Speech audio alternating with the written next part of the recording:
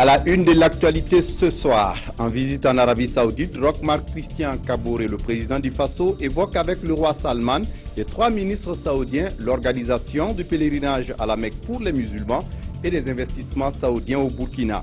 Images et commentaires de nos envoyés spéciaux dans cette édition. Et puis les travaux de bitumage de la route Kongoussi-Djibo seront bientôt lancés.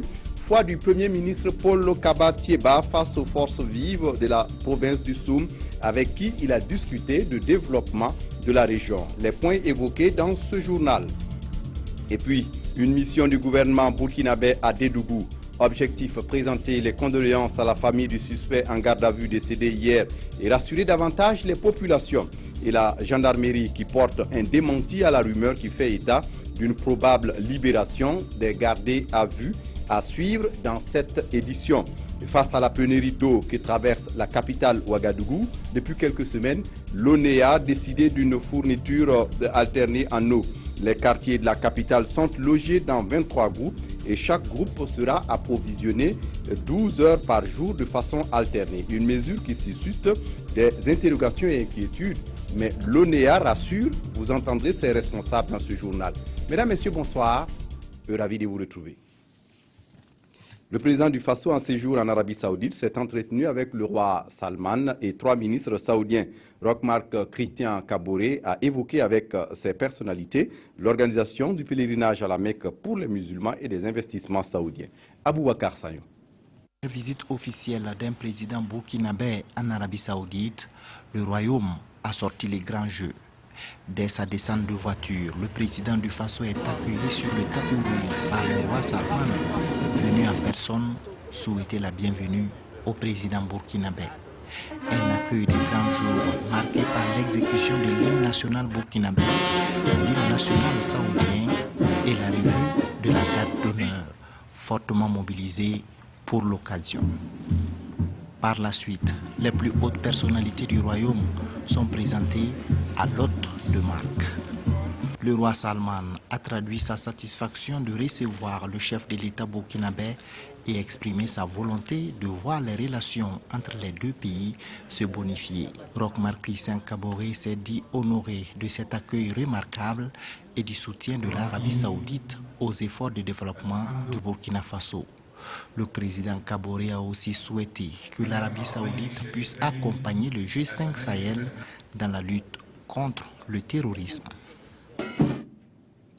Au Premier ministère, Paul Kaba Thieba échange avec la secrétaire générale de l'Organisation de l'aviation civile internationale. Fang Yu, c'est son nom, est venu discuter du rôle de l'aviation que l'aviation peut jouer dans l'économie du Burkina Faso. Yolande Lompo. Selon l'Organisation de l'aviation civile internationale, dans les années à venir, le trafic aérien doublera. Et pour son développement, le Burkina Faso, qui est un pays sans littoral, devra compter sur l'accompagnement et le leadership de l'OACI. Aujourd'hui, vous avez à peu près 100 000 vols par jour dans des conditions sûres et sécurisées pour connecter toutes les régions du monde. Il y a aussi cette possibilité de permettre à l'économie de se développer, au tourisme d'avancer, aux malades d'être soignés et de transférer les produits agricoles dans des zones où d'autres en ont besoin. J'ai eu des échanges très productifs avec le Premier ministre sur ce sujet et sur le rôle que l'aviation peut jouer pour le miracle économique au Burkina Faso. L'OACI est l'organe spécialisé des Nations Unies qui s'occupe de mettre en place les normes et pratiques recommandées pour une aviation civile sûre, ordonnée et prospère. À cet effet, le Burkina Faso, qui est au-dessus de la moyenne sur le plan de l'implémentation des normes et pratiques recommandées, a été félicité. Paul Kaba Thieba était à Djibo dans le Soum ce 2 mai pour le lancement officiel du programme quinquennal portant gratuité des soins de la femme enceinte et des enfants de moins de 5 ans. Profitant de son séjour, le Premier ministre a rencontré les forces vives de la province. Au menu des échanges, le bitumage de l'axe Kongoussi-Djibo, l'insécurité grandissante dans la région et l'accès à l'eau potable qui constituent des préoccupations et pas des moindres pour les populations de cette localité. Le point de ce face-à-face avec Moumouni Soubega. Face au Premier ministre, les forces vives du SOUM ont dépeint un tableau peu reluisant de leur province.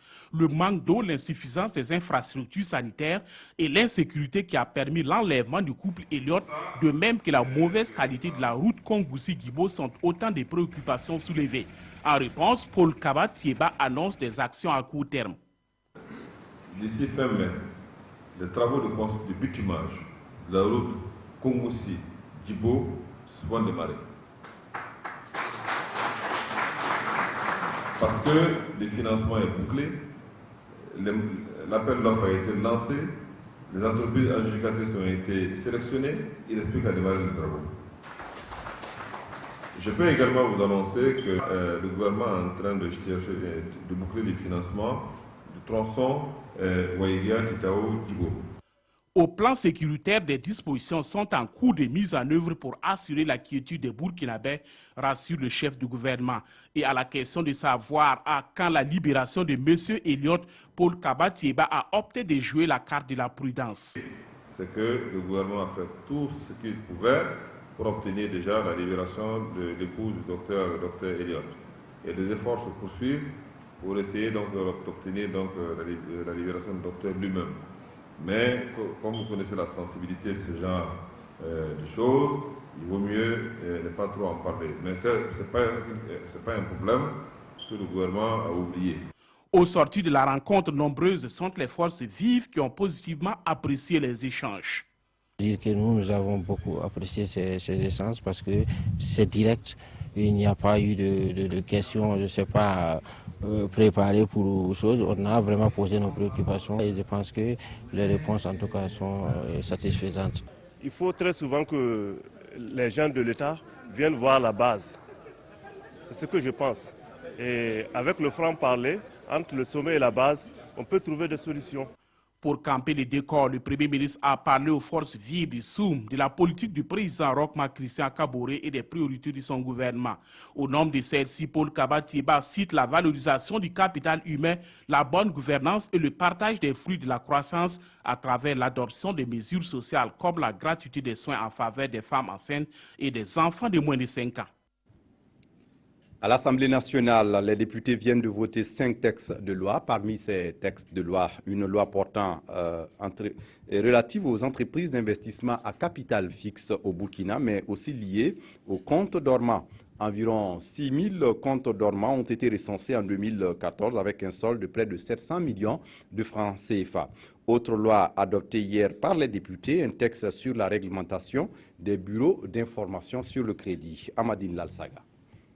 Protéger les intérêts des usagers des services financiers, réduire les contentieux et prévenir les risques de fraude, tels sont les objectifs du projet de loi portant traitement des comptes dormants au Burkina, tel qu'exposé par le ministre de l'Économie et des Finances devant la représentation nationale. Plus de 695 millions de francs CFA repartis dans 5 800 comptes sont concernés. On considère qu'un compte est dormant lorsqu'il n'a pas été mouvementé pendant au moins de 8 à 10 ans, mais lorsqu'il n'a pas été mouvementé et qu'il n'a pas été possible de retrouver le détenteur du compte. Le fait que l'Assemblée nationale ait adopté les différents projets de loi, y compris ce projet-ci, cela nous permet effectivement au niveau du gouvernement d'avoir toute la latitude pour pouvoir faire des investigations les plus profondes possibles. Rosine Koulibaly-Sori était également porteuse d'un projet de loi visant au renforcement des fonds propres des petites et moyennes entreprises. La réglementation proposée par le gouvernement vise à accorder des avantages particuliers incitatifs à ces sociétés qui occupent une place importante dans la zone UEMOA. Les autres projets de loi soumis pour appréciation et amendement sont ceux relatifs à la réglementation des bureaux d'information sur le crédit au Burkina, celui portant contentieux des infractions financières extérieures du Burkina Faso et enfin celui relatif à la lutte contre le blanchiment des capitaux et au financement du terrorisme. Il est important que nous puissions travailler ensemble pour nous assurer effectivement qu'il n'y a pas de capitaux qui disparaissent au niveau de notre sous-région. Après 1h30 d'exposé et de débat général, les 100 votants du jour ont donné quitus au gouvernement qui a ainsi carte blanche pour signer les décrets d'application de ces 5 projets de loi.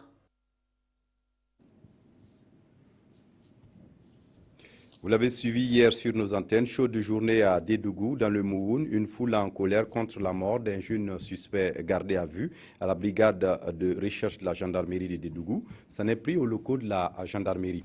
Le gouvernement a dépêché une mission ce matin dans la ville. Objectif, présenter les condoléances du gouvernement et rassurer davantage les populations. La délégation a ainsi rencontré la famille de la victime, mais aussi les autorités de la ville et de la région qui s'étaient déjà investis depuis hier à trouver des solutions et pour que le calme revienne dans la ville. Aïcha Dianda, Paul Sawadogo. Les Timouani a retenti ce matin à Dédougou. Le tambour des guerres Boaba qui sort à des occasions particulières a un message important à annoncer à la population. Et ce message est porté par une délégation gouvernementale dépêchée pour trouver une solution à la crise qui traverse la cité de Bankui après le décès de Salif Bokoum, un détenu de la gendarmerie succombé à l'hôpital au petit matin de ce 3 mai. Les ministres en charge de l'éducation nationale, de l'agriculture et de l'habitat, accompagnés du chef d'état-major général de la gendarmerie nationale, des élus et des fils de la région venus de Ouagadougou, ainsi que des autorités régionales, ont eu des échanges avec les différentes parties. Après l'entretien avec le chef de canton de Dédougou, qui était assisté des chefs de village de son ressort, la délégation gouvernementale est allée présenter les condoléances à la famille de la victime et échanger avec les organisations de la société civile et les forces de l'ordre. Cette mission a été expressément dépêchée pour venir témoigner à la famille éplorée toute la compassion du gouvernement.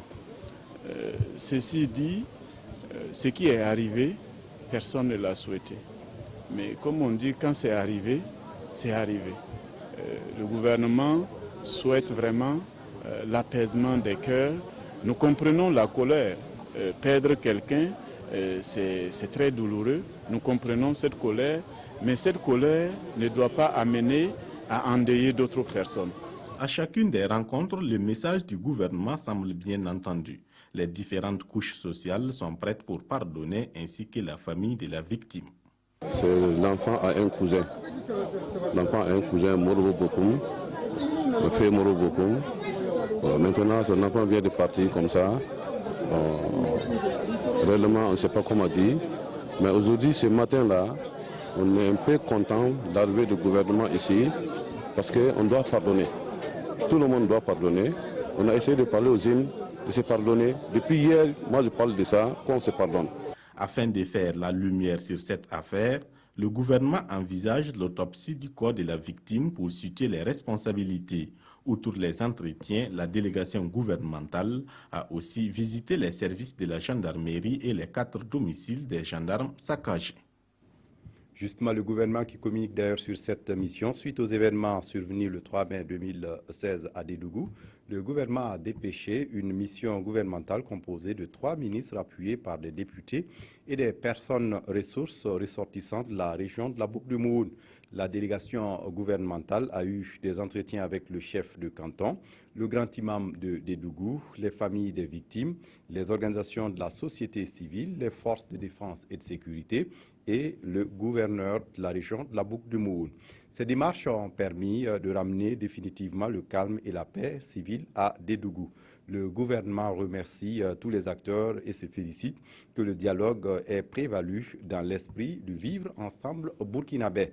Il déplore encore une fois les pertes en vies humaines, exprime sa compassion et sa solidarité avec les familles éplorées et les victimes des actes de violence.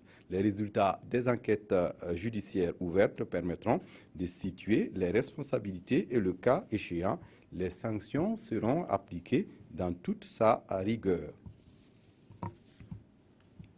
Et puis ce démenti de la gendarmerie nationale, des informations font état de ce que, suite aux événements de Dédougou, les gendarmes menaceraient de libérer les gardés à vue. S'il est vrai que nous sommes tous de cœur avec nos collègues qui ont vu injustement leur maison saccagée, leurs biens détruits et leurs motocyclettes brûlées, nous tenons à rassurer les populations que, compte tenu des risques sécuritaires que cela pourrait occasionner pour elles et de nos principes de travail, un tel acte n'est pas à envisager. Toutefois, il faudrait savoir raison garder et faire confiance aux forces de l'ordre, déterminées plus que tout à assumer leurs responsabilités dans une de leurs missions, notamment celle de la lutte contre l'insécurité. Nous déplorons les actions de certaines personnes mal intentionnées qui saisissent chaque occasion pour discréditer nos services. La gendarmerie nationale, une force humaine à votre service, c'est signé un communiqué de la direction de la communication et des relations publiques de la gendarmerie nationale. Pour boucler avec ce chapitre en séjour avec le président du Faso en Arabie Saoudite, le ministre de la Sécurité intérieure se prononce sur les événements de Dédougou. Simon Compaoré déplore la mort du suspect en garde à vue décédé et condamne la réaction des manifestants qui se rendent justice eux-mêmes. En outre, Simon Compaoré déplore la destruction des biens des gendarmes. On l'écoute au micro de Aboubakar Sagnon. Je dois dire que hier, quand nous avons eu l'information qu'il se passait des actes graves à Dédougou, nous avons déploré cela, et toute la délégation, commencé par le président du Faso et moi en tant que ministre en charge de la sécurité intérieure, nous avons déploré ces événements. D'abord la mort de cette personne qui avait été interpellé, gardé à la gendarmerie et qui a trouvé la mort à l'hôpital. Regretter cette mort, mais regretter aussi la réaction de certains citoyens de la ville de Dédougou qui se sont livrés à des actes condamnables. Voilà. Je n'hésite pas, il faut condamner cela. Quel que soit ce qui s'est passé, on n'a pas le droit de se faire justice et on doit savoir raison garder. Les gendarmes sont un élément, un maillon important des forces de défense et de sécurité. Et j'appelle tous ceux qui ont été à la base de ces troubles de cesser d'agir de cette façon, parce que personne ne sort gagnant. J'aurai l'occasion, lorsque je vais regagner le pays, d'effectuer une visite pour apporter mon soutien aux gendarmes et visiter la famille du défunt. Le procureur général près la cour d'appel de Ouagadougou s'est prononcé ce mercredi sur l'inculpation de l'ancien bâtonnier Mamadou Traoré. Le procureur est revenu sur la genèse de la procédure depuis la saisine par le tribunal militaire. Selon le procureur, la cour d'appel ne connaît pas la situation des dossiers traités par le tribunal militaire qui est un tribunal d'exception. Adama Koulibaly. C'est par un courrier en date du 29 mars qu'il a été saisi par le juge d'instruction du tribunal militaire de Ouagadougou, lui demandant l'ordre d'arrêter, d'inculper, de détenir et mettre Mamadou Traoré, annonce Laurent Poda, procureur général près la cour d'appel de Ouagadougou, aux journalistes. Cette demande précisait que, je cite, de l'instruction du dossier commissaire du gouvernement contre Diengéré Gilbert et autres, poursuivis devant notre juridiction, pour attentat à la sûreté de l'État et plusieurs autres infractions commises les 16 septembre et jours suivants à Ouagadougou, il appelle, c'est-à-dire qu'il résulte des indices graves et concordants susceptibles de motiver l'inculpation de Maître Traoré Mamadou, avocat à la Cour, ancien bâtonnier de l'ordre des avocats du Burkina Faso, pour attentat à la sûreté de l'État, association de malfaiteurs, complicité d'enlèvement et de séquestration. Le procureur affirme ainsi avoir saisi le bâtonnier pour l'informer au regard de la réglementation quant aux poursuites à l'encontre des avocats dans l'espace UEMOA. Le législateur UEMOA veut que lorsqu'un avocat est mis en cause dans des faits, qu'il puisse donner son avis, en vérifiant que, effectivement, ce n'est pas dans l'exercice de ses fonctions que ce monsieur est poursuivi. Le procureur général près la Cour d'appel de Ouagadougou est aussi revenu sur la relation entre la Cour d'appel et le tribunal militaire, puisque le bâtonnier voulait avoir connaissance des faits qui incriminent Maître Mamadou Traoré. Il n'y a aucun lien fonctionnel entre la Cour d'appel et le tribunal militaire. De fait, ce que le juge d'instruction militaire m'a envoyé comme élément, et c'est ce que j'ai relevé. Ça veut dire que le juge d'instruction a indiqué la procédure dans laquelle ils ont pu relever qu'il y avait des indices graves et concordants susceptibles d'aboutir à l'inculpation de l'ancien bâtonnier. Pour le procureur général, la protection du libre exercice de la profession d'avocat demeure pour lui une préoccupation. Une organisation de la société civile réclame un audit rigoureux de l'ex-Conseil national de transition et demande à l'ASE de rendre public le rapport de son audit. Face à la presse ce matin à Ouagadougou, le CED, le cadre d'expression démocratique, s'est voulu pressante sur les questions d'actualité. Nyarkiteda. Une justice de vainqueurs, d'intention et de passion, au lieu d'une justice indépendante et impartiale, ainsi présenté le tableau clinique de la justice au Burkina Faso par le CED, le cadre d'expression démocratique. Cette organisation s'insurge contre ce qu'elle qualifie d'immixtion de certaines OSC dans les décisions de justice. Le CED met alors en garde ceux qui ont donné de la voix ces derniers moments dans des affaires judiciaires. Organisation de la société civile, aucun parti politique, aucun homme politique, aucun dirigeant ne doit s'immixer dans les prises de décision de la justice. Donc ça, c'est l'une des failles que nous avons relevées et nous condamnons cela. La responsabilité citoyenne pour la culture de la paix devrait alors être le maître mot à tous les niveaux, selon les orateurs qui invitent les Burkinabés à jouer franc jeu. Pour cela, le CED demande à l'ASE, l'autorité supérieure de contrôle d'État et de la lutte contre la corruption, de rendre public le rapport d'audit de la gestion de la transition. Si cet audit concerne la vie, la gestion du pays des Burkinabés par des Burkinabés, il ne doit pas avoir de secret quant à la publication de ce rapport. Le cadre d'expression démocratique réclame aussi la mise en accusation par le Parlement des membres du gouvernement de la transition épinglés dans le rapport d'audit sur la gestion de la transition. Il demande aussi au procureur du Faso de s'autosaisir pour les autres personnalités impliquées. Pour parachever cet exercice de transparence et de reddition des comptes, le CED souhaite également un audit du CNT, le Conseil national de la transition. Je vous le disais en titre, les habitants de la capitale Ouagadougou sont confrontés depuis quelques semaines à une pénurie d'eau. Pour résoudre le déficit, la ville est soumise depuis hier à une fourniture alternée en eau. Une mesure qui suscite des interrogations, le directeur général de l'ONEA rassure. Et ce matin, il a rencontré la presse pour exprimer la mise en œuvre de la distribution. Les quartiers de la capitale sont logés dans 23 groupes et chaque groupe sera approvisionné 12 heures par jour de façon alternée.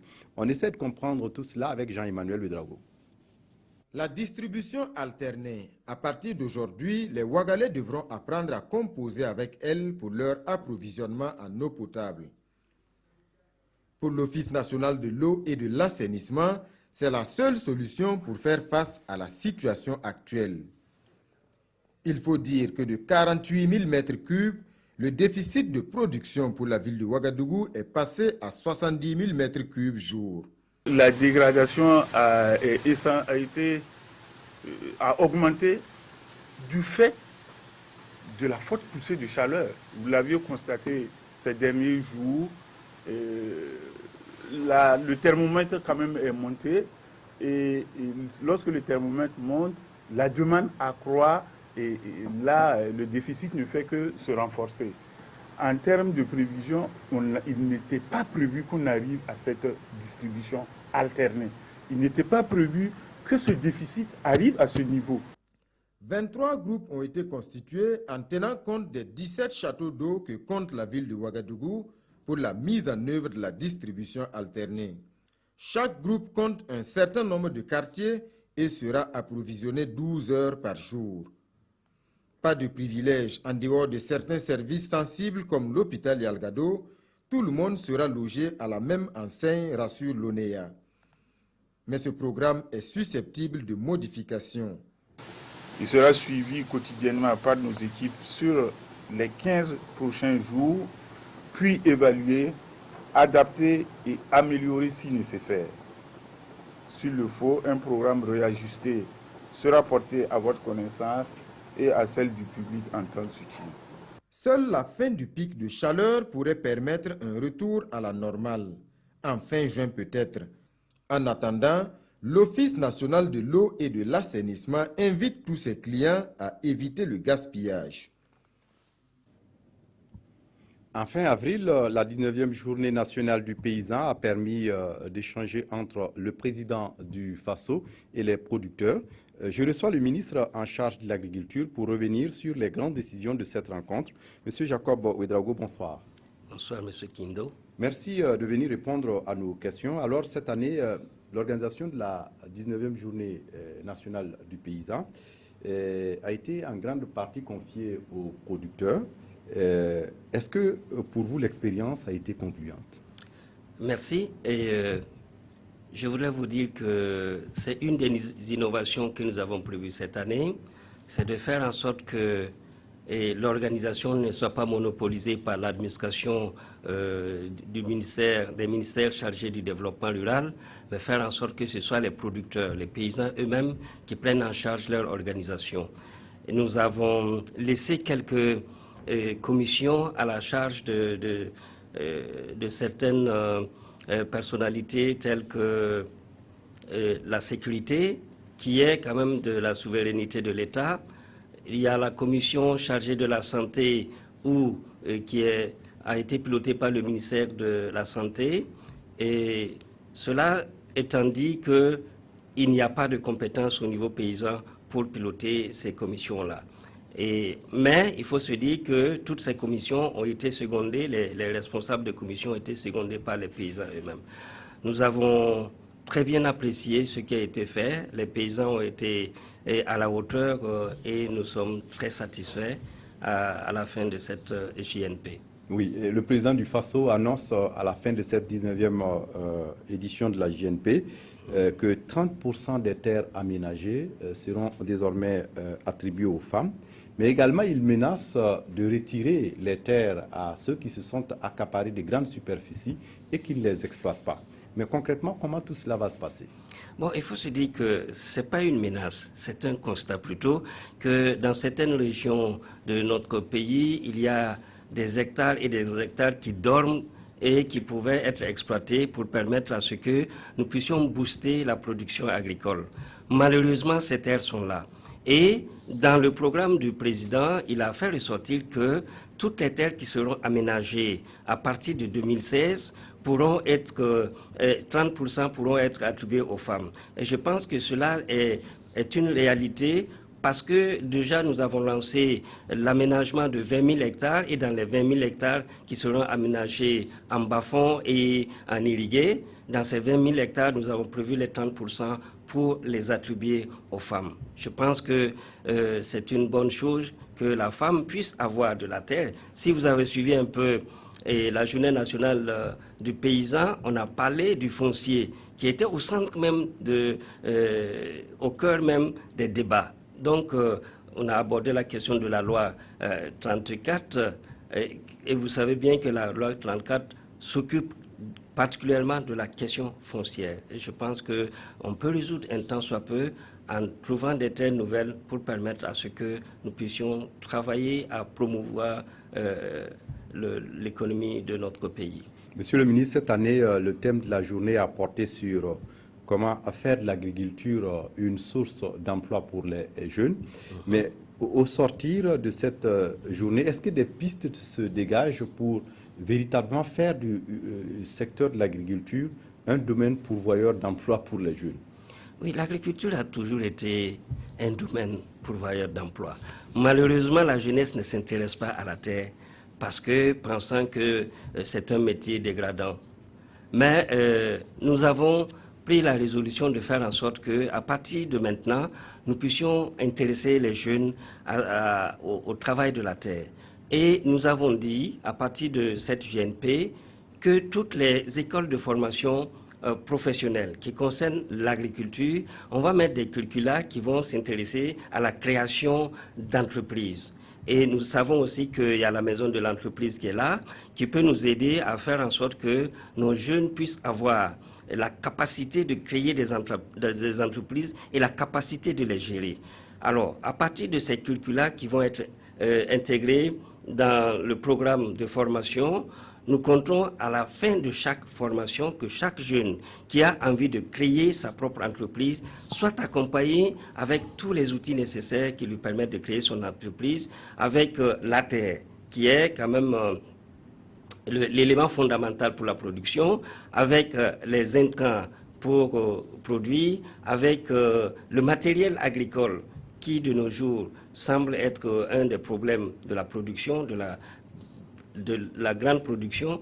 Alors en ce moment, on crée l'entreprise avec quelqu'un qui est formé, qui a la capacité d'agir dans le domaine de la production agricole, et on lui donne tous les instruments nécessaires de la production. Et pour faire davantage de l'agriculture un secteur toujours prioritaire au Burkina, vous envisagez la création d'une banque agricole? Oui, parce que à partir des débats, nous avons senti que les producteurs avaient des besoins fondamentaux. C'est d'abord avoir les intrants de qualité, c'est-à-dire les engrais, la semence améliorée. Ils ont besoin de moderniser leur agriculture avec la motorisation. Ils ont besoin des pistes pour écouler la production. Donc, il fallait quand même que nous réfléchissions sur ces choses-là et que nous puissions dire, voilà, à partir de maintenant, on va lier la production, nous allons lier la transformation, nous allons lier la commercialisation pour faire en sorte que tous les maillons des chaînes de valeur sur l'agriculture puissent être pris en charge. Et vous avez suivi que chaque ministre s'est engagé à faire en sorte que dans son secteur, le maillon pour lequel il s'en charge puisse trouver une solution. Je prends par exemple les infrastructures, où beaucoup de pistes seront réalisées, beaucoup de routes seront bitumées pour un désenclavement pour la commercialisation de nos produits. Oui, et pour terminer, la 19e journée nationale du paysan serait peut-être la dernière formule telle qu'elle se déploie. Et à Kaya, en 2017, vous nous donnez rendez-vous avec une autre formule. Est-ce que les réflexions sont déjà engagées et c'est dans quel cadre que tout cela va se décider pour un nouveau format? Oui, le format, nous y pensons déjà parce que vous avez suivi, je l'ai dit tantôt, qu'on a responsabilisé davantage les producteurs et c'est déjà la façon de voir comment réorienter la chose. À partir de cette année, nous avons dit que nous allons élaborer des tableaux de bord, des plans d'action par région et les consolider à un plan d'action national pour permettre à ce que les producteurs, leurs besoins soient suivis pas à pas, que nous puissions trouver les financements pour leur permettre de réaliser leurs projets. C'est déjà une innovation. Et la réflexion, comme nous l'avions dit à la JNP, nous allons faire en sorte qu'il y ait les producteurs, c'est-à-dire les paysans, l'administration, le secteur privé, les banques et tous, pour que nous puissions nous asseoir et réfléchir et voir quelle est la forme exacte qu'il faut pour une nouvelle GNP. Merci à vous, M. Jacob Ouedraogo, ministre en charge de l'agriculture, d'être passé nous faire le bilan de la 19e journée nationale du paysan. Rendez-vous à Kaya en 2017. 2017, c'est moi qui vous remercie, M. Kindo. Merci et vous restez avec nous pour la suite du journal. Et pour la suite du journal, Culture le Sirwawe, où la cérémonie de purification des enclumes est une pratique ancestrale chez les forgerons Bobo. Elle précède les grandes funérailles et permet aux défunts d'intercéder auprès des ancêtres pour le rayonnement du métier de forgeron, un métier menacé aujourd'hui de disparition du fait du modernisme. Découvrons cette cérémonie de purification des enclumes avec Lamine Karantao et Moussa Sanou. En pays Bobo, il n'y a pas que la sortie des masques pour accompagner définitivement les morts dans l'au-delà. L'Isramawe, qui signifie littéralement en Bobo enlever la main, est une autre étape, surtout dans la casse des forgerons. Pala, un village situé dans les encablures de Bobo Dioulasso, perpétue cette tradition ancestrale chaque fois qu'un vieillard de la chefferie disparaît. Cette année, la cérémonie de Sramaoué est organisée pour rendre hommage à 4 vieillards décédés, notamment les chefs du village. Chez nous, quand il y a eu décès, les plus âgés qui sont décédés là, on fait cette cérémonie-là pour essayer de laver les enclumes que nous travaillons dessus. Nos parents qui sont décédés, ça a leur hommage. Pour qu'ils nous libèrent, nous aussi qui sommes là, qu'ils nous donnent la place. Cette cérémonie de purification des enclumes se fait avec du sang. Elle commence avec celui du chien, puis du bouc et enfin des poulets. Si on ne fait pas cette cérémonie, on reste confronté à beaucoup de malheurs. On a par exemple le fer qui peut nous blesser. Il y a aussi la bévente des objets comme la daba que nous fabriquons. Donc, il faut vraiment cette cérémonie de purification. Nos femmes sont des potières. Potières là aussi, c'est même fer, on prend pour gratter. Quand on met les canaris là dans le foyer, s'il y a les trucs comme ça, il y a des déchets qu'on n'a pas nettoyés là. Des fois, on peut mettre 20 ou 100 canaris même. Et puis le foyer même, le four là se casse avec tout ça là. C'est une grande perte. Donc on demande que le Seigneur les protège, le Seigneur protège leur foyer. Cette cérémonie de purification des enclumes est aussi une occasion pour les forgerons d'implorer les mains des ancêtres dans divers autres domaines de la vie comme la santé, l'éducation et l'emploi. L'intention est allouée parce que je me dis que tant que nos parents feront ça pour nous, nous serons toujours craints, nous serons toujours devant. Parce qu'un forgeron est respecté partout où il passe. C'est un médiateur. Socialement, nous avons notre place et c'est une place bien méritée. L'Isramaoué, la cérémonie de purification des enclumes à Pala, est une des étapes importantes pour accompagner les vieillards forgerons décédés dans l'au-delà. Elle intervient après les grandes funérailles et permet aux défunts d'intercéder auprès des ancêtres pour le rayonnement du métier de forgeron. Les forgerons, bien sûr. Un seul sujet amplement commenté ce mercredi dans les journaux, les actes de violence dans plusieurs villes du Burkina Faso. Dédougou, Ouaïgouya, Saint-Cancé, les quotidiens relatent les faits et déplorent ces mouvements d'humeur. Je vous propose la revue de presse signée Evelyne Dabiré. Les quotidiens de ce 4 mai ont relayé le mouvement d'humeur de la population de Dédougou. Aujourd'hui, au Faso fait le point. Domiciles incendiés, portes défoncées, rues joncées de projectiles. C'est le triste constat fait à Dédougou suite au décès d'un présumé délinquant dans la matinée du 3 mai au CHR de Dédougou. Les versions sont divergentes sur les causes de cette mort, rapporte le journal Le Quotidien, qui précise que la gendarmerie avance des raisons de maladie, tandis que la famille et la population soupçonnent les pandores d'avoir tabassé la victime avant de l'amener au service de santé. Le soir fait le point des zones de violence de ces derniers jours au Burkina. Avant-hier, c'était Saint-Cancé, où la population est allée extirper un prévenu dans une brigade de gendarmerie pour le tabasser à mort. Même scénario à Ziniaré, Nagaré et Ouaïgouya hier et aujourd'hui à Dédougou, où une intifada est déclenchée contre la gendarmerie. Le soir interroge alors à qui la faute. Et dans une analyse, ce quotidien soutient que depuis que l'homme politique burkinabé s'est enorgueilli de l'insurrection populaire des 30 et 31 octobre 2014 et s'est vanté de l'avoir organisée, une culture de la violence s'est légalisée au Burkina. Le journal Le Quotidien renchérit alors, par ces actes, on cultive la banalisation de ces forfaits. C'est pourquoi, écrit ce journal, au regard de la persistance et même de l'augmentation des attaques, le chef de l'État devrait monter au créneau pour mettre en garde contre ces dérives. Puis ce journal déplore quand les Burkinabés tombent dans la bêtise absolue. C'est tout pour ce journal. Merci de votre attention. Très bonne suite de programmes sur la RTB. Au revoir.